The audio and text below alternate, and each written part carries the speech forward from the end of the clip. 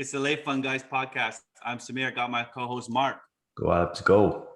Montreal takes big game 4, wins in overtime after a huge penalty kill. Mark, did the Habs get lucky, or was Tampa Bay just not good enough in game 4? I mean, the stats indicate we did get lucky. They had 60% of the shot attempts. Tampa had 77% of the high danger chances, 70% of the expected goals, according to natural stat trick. But Canes found a way. I felt they played hard. You got to love Josh Anderson. That's exactly the player who we thought we were getting. You see those replays of him skating fast, physical forward, drove the net, and then pounced on that rebound. That was beautiful. Samir, I'm glad you weren't the coach because I don't know if you would have benched him or sat him in the stands, but 2 goals. What a game. What a performance. Josh Anderson has come up big when you least expect it. And I've called him out twice in this playoffs. And the day after he comes up with a 2-goal performance, happened 2 times in this playoffs. I'd like to see more consistency in Josh Anderson's game. But Mark, we talked about it. 3 posts, one by Palat, 1 by Point, and 1 by Kucherov. Kucherov's was with 2 minutes left. I mean, had Tampa scored any of those 3, this is a different outcome. No, you're right. And but they didn't. They've been opportunistic the first 3 games. We could argue Montreal deserved game 2, and they just always capitalize on their chances. They didn't this time. Maybe they will game 5. But hey, I was downtown, and it felt like being in the streets honking the horns. It felt like we won the Stanley Cup a bit. So I'm just going to enjoy it. And it's 1 game at a time. And they got 1 off the board. We need 3 more. But when you look from the Canadiens' perspective, they scored first, 1, and they scored 3 goals. When that happens, they typically win. So that's what they just need to keep doing. And you got to love the lineup changes they made. I think it made an impact. It's too bad KK wasn't there, but let's talk about that a bit. Romanov with the big goal. Yeah, so I love the D changes. I mean, I've been calling out for more mobility from the back end for a long time. Kulak and Romanov being there did get you more dynamic skating, as Coach Ducharme called it, which is a great word to describe it. Romanov gets pots in a goal. He looks surprised, but once he realized it actually went in game 4 Stanley Cup Finals, he was all smiles. I think there was only one real mistake by that pair. And when they were on the ice together, Kulak kind of pinched, got caught, and then Romanov was stuck on a 2-on-1. I think that was Kulak did also one of the goals drive the puck up the ice. Correct. So I think that play was negated by the goal.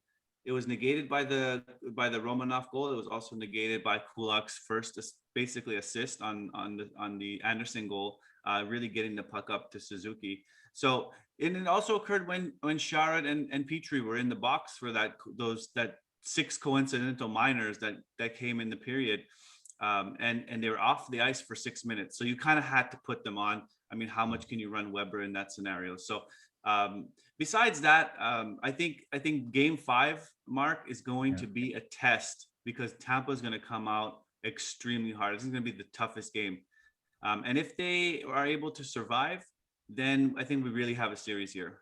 Well, this is exactly what the mayor of Tampa wanted. She wanted the Habs to lose at home, go to Tampa, they win the cup on home ice. We'll see if that ends up happening. For sure, the odds are stacked against the Habs, but they just got to go in and battle hard. I love their intensity the entire game. They just need to keep that up. The Romanov goal, what was key about that? Lehkonen was in front of the net.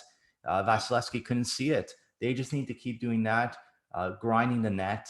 And like I said, Anderson, Perry, those guys are going to be key for game 5. Really, you're going to have to win. You're going to have to be a low scoring affair, like a 2-1. Just grind your way through. And so I think you're right. They got to score first because when they score first, their mentality in the game shifts. They're much more comfortable.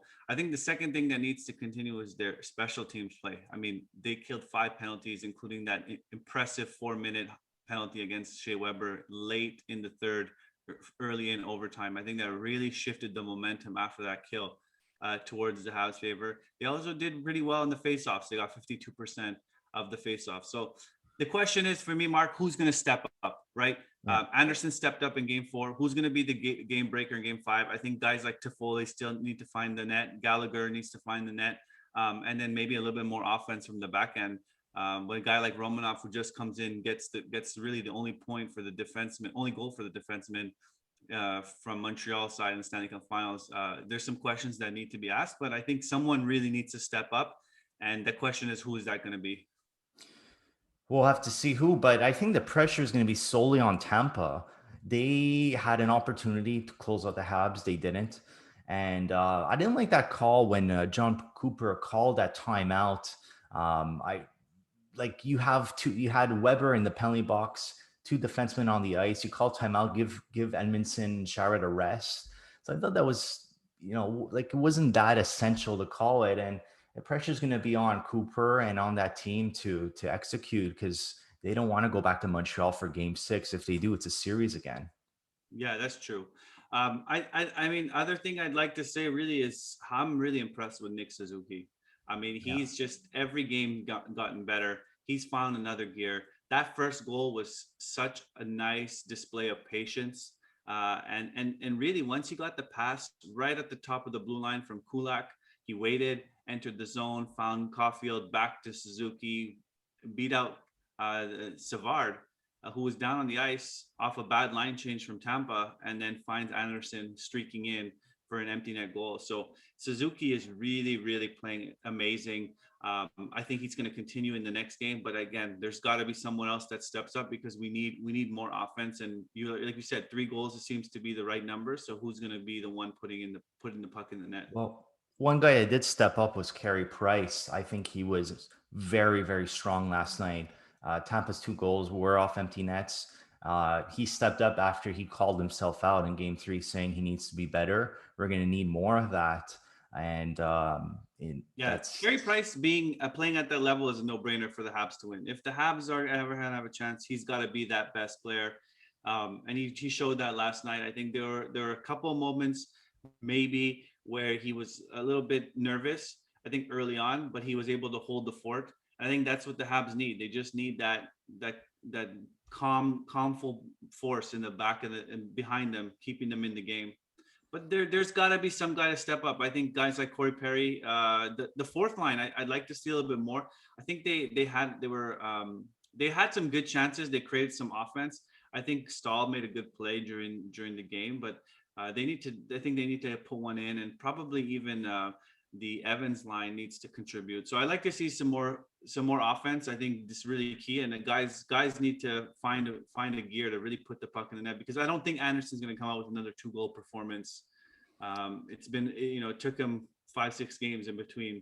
So let's hope someone else can step it up. Maybe it'll be Evans. I mean, he was a key player. I mean, with all those penalty kills that the Habs had to undertake. And by the way, the Habs did get shortchanged on a few.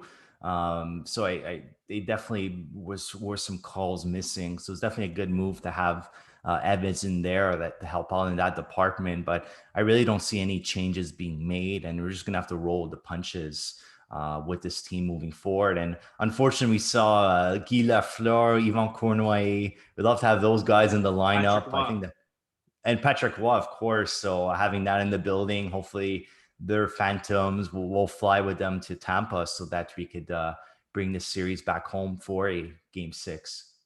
Yeah, definitely. I think I'm super excited that the Stanley Cup playoffs have extended by 1 game at least. So game 5 tomorrow night in Tampa. I think it's another 8 p.m. Eastern, 5 p.m. Pacific start.